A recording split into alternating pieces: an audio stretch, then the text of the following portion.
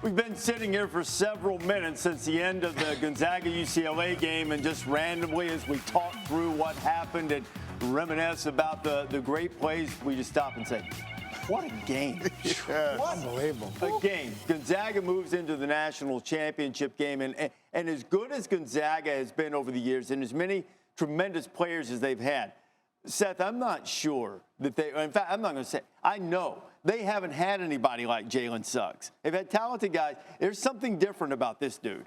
This dude has a winning gene. It's just when the game is on the line, whether it was the BYU game, at the end of the game, he goes back-to-back threes, or this game, he gets the block, he makes half-court shots, he makes assists. This game was incredible. Like, if you're Mick Cronin, you say, wait a second, we're going to only commit 10 turnovers. We're going to shoot 57 and 47 from the three. You know, Johnny Juzang is going to get 29. You would think he'd be in pretty good shape. Yeah. That's how high level a game this game was. And when you look at Gonzaga, you're right. Jalen Suggs is just different. You can talk about them getting the ball to Timmy at the beginning of the second half, and they did a great job. At the beginning of the overtime, they did a great job. But in the end of the game, the ball found Jalen Suggs. And the inbound by Timmy, not looking to call timeout, but getting that thing in quick and just going. Look, he made a ridiculous shot, but the idea of getting it in and not worrying about calling a timeout, that's coaching. They've been in that situation before in time and score, in ODOs, whatever they do at the end of practice. That was big time, Fonz. Yeah, it was big time. And Jalen Suggs did a great job defensively, too, at times against Johnny Juzang, because Johnny Juzang was wearing them out, getting them in isolation situations and just shooting over the top. Suggs was able to slow him down a little bit. He still got his number. But, Seth, I always say, as you know, in overtime situations, the team that makes the most aggressive play early tends to be the team that goes on to win this game. And I thought they did a great job of getting that basketball to Timmy in a middle ball screen situation. He goes down the lane, gets contact, finishes. I thought that set the table because he scored their first 6 points in overtime, and I thought that sealed the deal. He finished up with 25. Yes. And really, Gonzaga, to Fonz's point, did to UCLA what UCLA did to Michigan Yes. State and to Alabama in overtime, and they made that play early.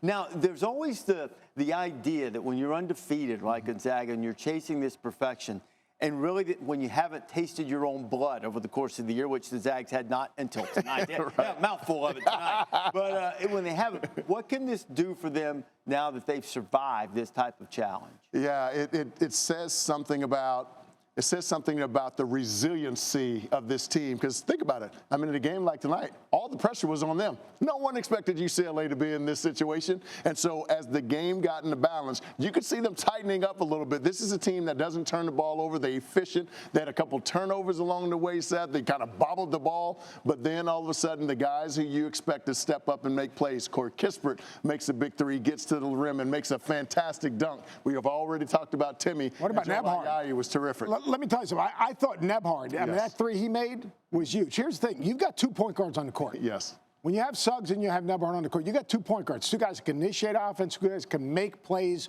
off of that high ball screen. As a coach, that is comforting. And I thought Mark Few, his leadership style, obviously he was uptight, he was intense. But you know what? He was even-keeled. Yeah. As close as that game was, you could overreact. Obviously, there's a lot of pressure on you.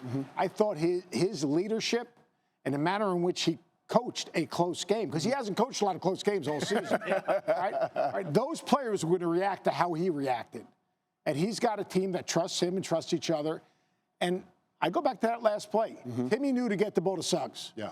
That inbounds pass went boom, boom, and Suggs made this ridiculous shot. But playing 2 point guards, I think that is huge to me, because when you have 2 point guards on the floor, you have two guys that can initiate offense, and they got the ball to Timmy at the beginning of that overtime. 2 different guys made the post feeds. One time it was Nembhard, one time it was Suggs, but they both knew the ball went inside. I want to know how that game sounded in the Netherlands. Jay Bilas joining us now. I get to speak English now. I can speak on ESPN International.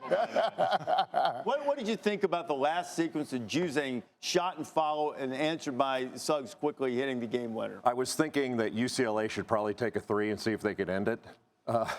Because it was that kind of game. Whoever had it last was going to win. But, you know, just to move back 1 second before I answer that question, Jalen Suggs, when he blocked that shot off Cody Riley and then took it down and threaded that needle, who does that? Jalen Suggs. That was ridiculous.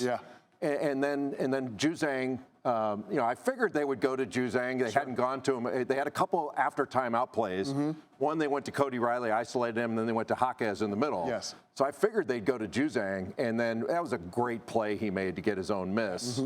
And smart play by Mark Few not to call timeout. You've got a better chance to get a decent shot if you go that way. But how could that game have ended any other way than to have somebody make a shot like that, whether it was UCLA or Gonzaga?